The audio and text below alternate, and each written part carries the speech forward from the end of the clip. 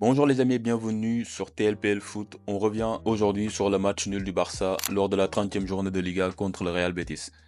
Le Barça rate l'occasion de prendre le large devant le Real Madrid en Liga après la défaite du Real Madrid contre Valence, un match qui sur le papier était plutôt facile pour eux. Ils ne l'ont pas gagné et tant mieux pour nous. Malheureusement, le Barça n'a pas pleinement capitalisé sur cet échec parce qu'on aurait pu sortir de la 30e journée avec 6 points d'avance et un classico à venir à domicile, et ça aurait permis au Barça d'aborder le reste du championnat avec moins de pression. Mais là, il va falloir se battre jusqu'au bout. Hansi Flick avait aligné son équipe type à l'exception d'Inigo Martinez et de Rafinha. Rafinha était mis au repos a priori afin de préparer le match à venir en Ligue des Champions contre le Borussia Dortmund.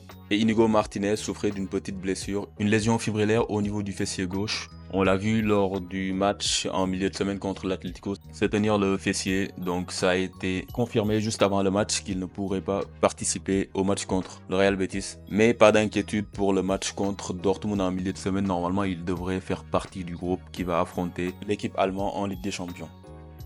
L'équipe alignée était donc plus que compétitive et il y avait largement de quoi aller gagner ce match. Pratiquement tous les statistiques étaient favorables au Barça, une large possession de balles, 2 fois plus de tirs cadrés, plus d'expected goals, mais malheureusement, le Barça n'a pas pu capitaliser sur sa domination, notamment en première période. En seconde période, le Real Betis a un petit peu plus reculé, le match était beaucoup plus fermé et la fatigue a commencé à se faire ressentir chez les joueurs barcelonais. Il y a également des changements que j'ai pas trop compris en seconde période avec la sortie de Frenkie de Jong à la 60e minute environ et également celle de Pedri autour de la 75e minute. À partir de là, on a compris que le Barça n'était pas dans l'urgence de gagner ce match-là. J'ai presque eu l'impression qu'on se contentait du match nul et la tête était plutôt au match en milieu de semaine en Ligue des Champions contre le Borussia Dortmund.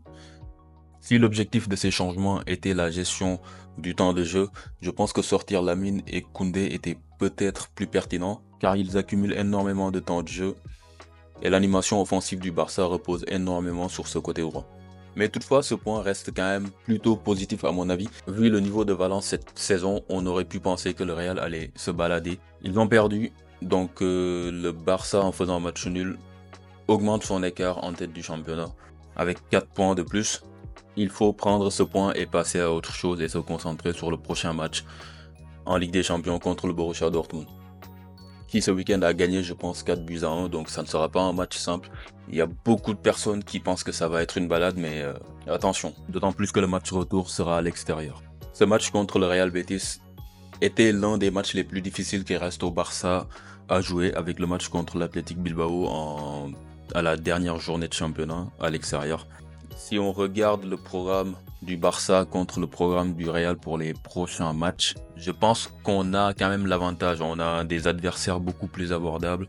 Le prochain match, c'est contre Leganés à l'extérieur, Leganés qui est relégable. Et puis ça sera Celta, puis Mallorca également à domicile. Avant de jouer la finale de la Copa del Rey contre le Real. Et puis en Liga, on va rejouer Valladolid avant le Classico, match retour à domicile contre le Real Madrid. À l'inverse, le Real va jouer Deportivo Alavés, puis l'Athletic Bilbao, en déplacement à Getafe après la finale de la Coupe du Roi, puis le Celta Vigo à domicile et ensuite le Classico à l'extérieur contre le Barça. Je comprends le sentiment du gâchis de ces 2 points qu'on aurait dû prendre et qui malheureusement ne sont pas là, mais le contenu du match était plutôt bon. On a pu reposer en deuxième mi-temps certains de nos joueurs cadres. On gagne un point de plus sur le Real Madrid et là on peut se concentrer sur la Ligue des Champions et sur les matchs à venir.